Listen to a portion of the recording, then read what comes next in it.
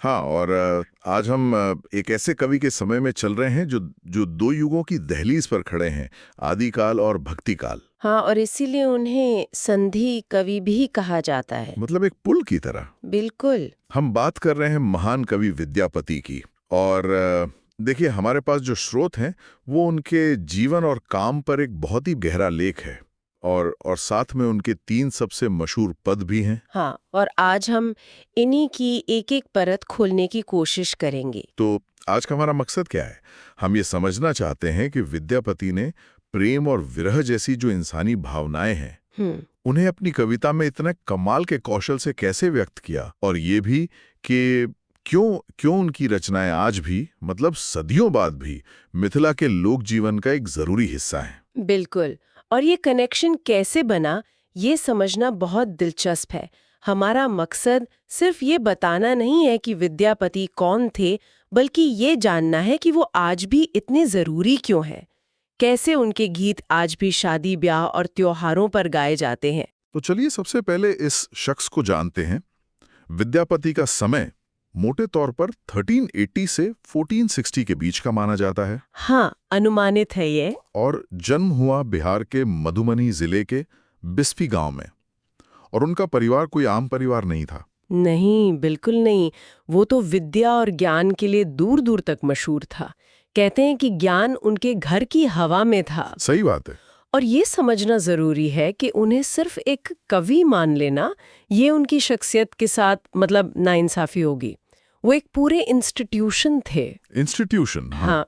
स्रोत बताते हैं कि बचपन से ही उनकी बुद्धि बहुत तेज थी। वो हर बात की तह तक जाते थे। वो सिर्फ कवि नहीं थे, बल्कि साहित्य, संस्कृति, संगीत, ज्योतिष, इतिहास, दर्शन, इतनी सारी चीजें। हाँ, न्याय और यहाँ तक कि भूगोल के भी वो प्रकांड पंडित थे। एक इंसान के अंदर ज्ञान की इतनी सारी शाखाएं होना ही अपने आप में हैरान करता है। और कमाल की बात यह भी है कि ये जो उनकी प्रतिभा थी, ये उनकी भाषाओं की पकड़ में भी साफ दिखती है। बिल्कुल। उन्होंने संस्कृत में लिखा, जो उस दौर में विद्वानों की भाषा थी।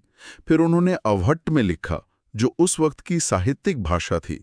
और सबसे बढ़कर उन्होंने मैथिली में लिखा, आम लोगों की जुबान में। हाँ, आम लोगों की जुबान में। ये दिखाता है कि वो एक ही वक्त में पंडितों की सभा और गांव के चौपाल दोनों से जुड़ सकते थे। और इसे अगर हम उस दौर के माहौल से जोड़कर देखें तो तस्वीर और साफ होती है। वो सिर्फ एक दरबारी कवि नहीं थे जो राजा की तारीफ में कविताएं पढ़ता हो। वो मिथिला के राजा शिव सिंह के करीबी दोस्त थे, सलाहकार थे। अच्छा। ये वो दौर था जब दिल्ली सल्तनत की ताकत बढ़ रही थी और मिथिला जैसे छोटे राज्यों पर हमेशा खतरा मंडराता रहता था। तो ऐसे में एक कवि का राजा का सलाहकार होना ये बताता है कि विद्यापति की समझ सिर्फ साहित्य तक नहीं, सियासत और समाज तक भी बहुत गहरी थी। वाह। तो ये तो हुई उनके जीवन की बात, लेकिन उनकी साहित्यिक विरासत, मतलब सबसे बड़ा सवाल तो यहीं से जुड़ा है ना, कि वो असल में थे कौन, एक भक्त कवि या एक श्रृंगारिक कवि। हाँ, ये हिंदी साहित्य की सबसे पुरानी और सबसे दिलचस्प बहसों में से एक है।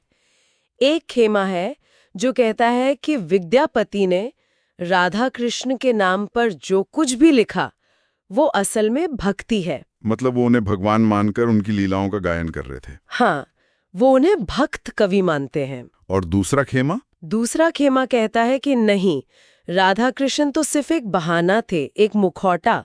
विद्यापति असल में लौकिक यानी दुनियावी प्रेम की बात कर रहे थे। अच्छा। कि उनके राधा कृष्ण भगवान नहीं बल्कि हाड़ मांस के इंसान हैं। बिल्कुल। जो प्रेम करते हैं, बिछड़ते हैं, ईर्ष्या करते हैं और मिलन के लिए तड़पते हैं। ये खेमा उन्हें श्रृंगारिक कवि मानता है। तो सच क्या है, या इसका कोई एक जवाब है ही नहीं? शायद इसका सबसे अच्छा जवाब ये है कि विद्यापति की असली जीनियस यही थी, उन्होंने धर्म को एक बहाने की तरह इस्तेमाल किया। सोचिए, उस दौर का समाज कितना रूढ़िवादी रहा होगा। ऐसे में एक आम स्त्री पुरुष के प्रेम को, उनकी तड़प को खुलेआम लिखना आसान तो नहीं था। बिल्कुल नहीं। तो विद्यापति ने राधा कृष्ण का नाम लेकर असल में आम इंसान के दिल में दबी उन रोमांटिक और यहाँ तक कि इरोटिक भावनाओं को आवाज दी, जिन्हें समाज सीधे सीधे स्वीकार नहीं करता। वाह, ये एक तरह का एक डिवाइन लूप होल था। डिवाइन लूप होल बहुत अच्छा फ्रेज है। भगवान का नाम ले लो तो आप कुछ भी कह सकते हो। धर्म के पर्दे के पीछे मानवीय भावनाओं का उत्सव। तो क्या हम ये कह सकते हैं कि उनकी पदावली, जो उनकी शोहरत की सबसे बड़ी वजह है, हाँ, वो इसी लूप होल का सबसे बेहतरीन उदाहरण है? बिल्कुल। उनकी पदावली हिंदी साहित्य में शायद पहले बार इतने बड़े पैमाने पर जन भाषा में, जन संस्कृति की अभिव्यक्ति थी। इससे पहले कविता या तो संस्कृत के भारी भरकम शब्दों में उलझी थी या फिर दरबारी तारीफों तक सीमित थी। सही कहा।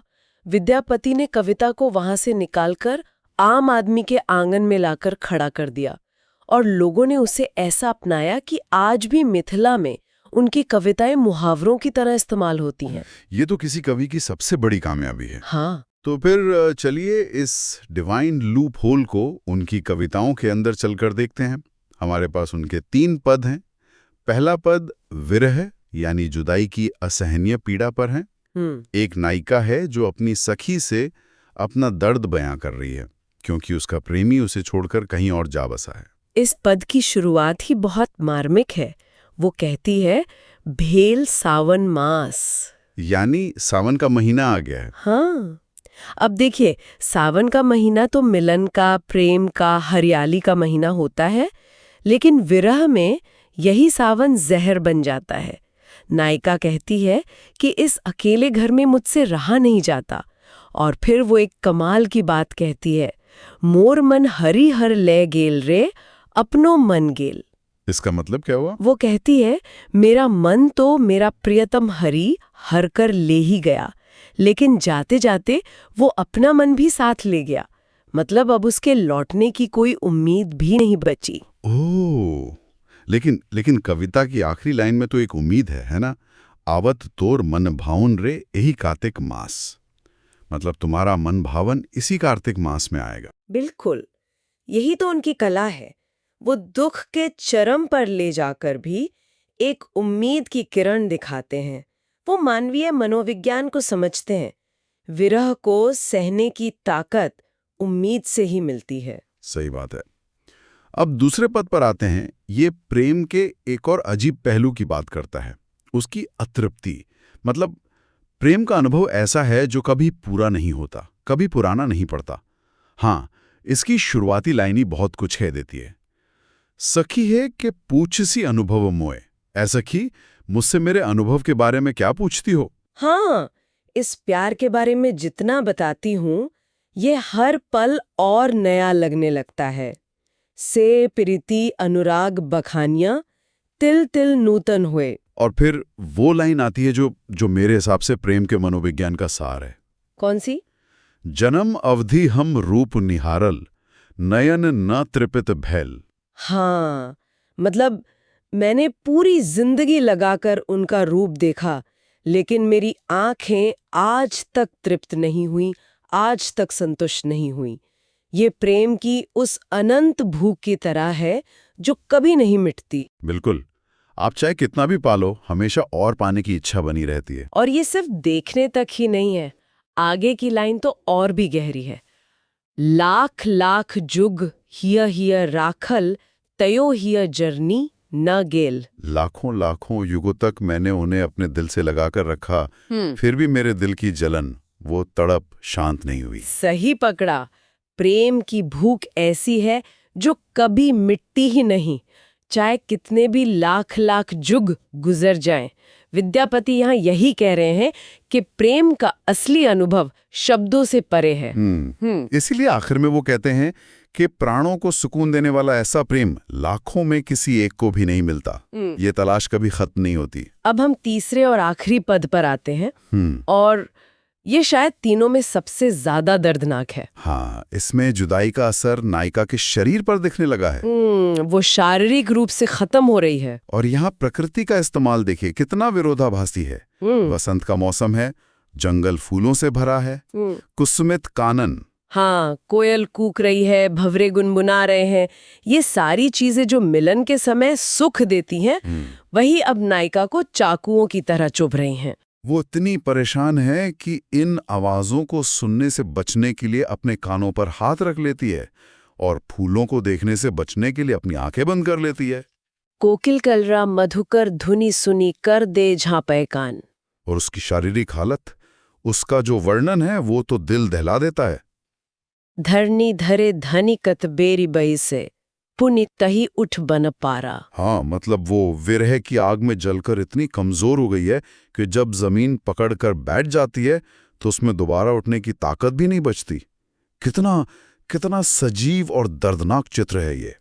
लेकिन इस कविता की जो सबसे ताकतवर छवि है वो आखिरी लाइन में है ना? बिल्कुल। तोहर बिरह दिन छन छन तनु छिन चौदसी चांद समान। 1 मिनट, 14वीं रात का चांद, इसका क्या मतलब हुआ? इसका मतलब है तुम्हारे विरह में उसका शरीर हर पल हर क्षण वैसे ही क्षीण हो रहा है, वैसे ही घट रहा है जैसे 14वीं रात का चांद।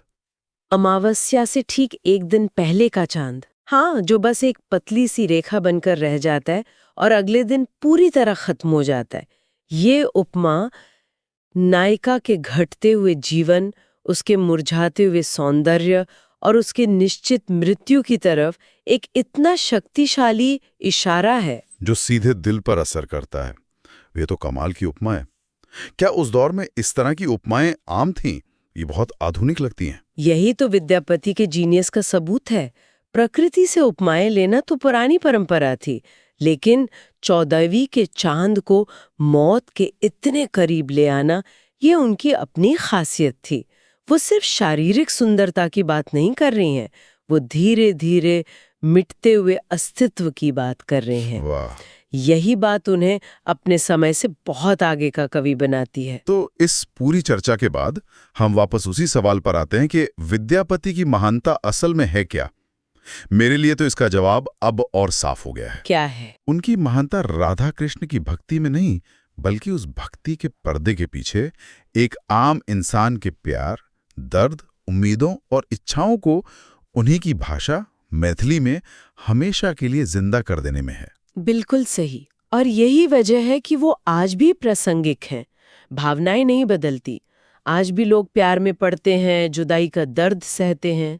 विद्यापति हमें उन भावनाओं को समझने और व्यक्त करने के लिए शब्द देते हैं। उनका अंदाज ही उन्हें कालजयी बनाता है। हाँ, उन्होंने हमें बताया कि जो मानवीय है वही दैवीय भी हो सकता है। तो इस गहरी पड़ताल के बाद हम अपने श्रोताओं के लिए एक सवाल छोड़ना चाहते हैं। हाँ, एक विचार जिस पर सोचा जा सकता है। हमने डिवाइन लूप होल की बात की, तो सवाल ये है कि विद्यापति ने लौकिक प्रेम को व्यक्त करने के लिए राधा कृष्ण जैसे दैवीय पात्रों का सहारा क्यों लिया? क्या ऐसा करने से आम मानवीय भावनाओं को एक ज्यादा बड़ा, एक ज्यादा सार्वभौमिक कैनवास मिल जाता है? या ये सिर्फ उस दौर के समाज में अपनी बात कहने का एक तरीका था? इस पर जरूर सोचना चाहिए।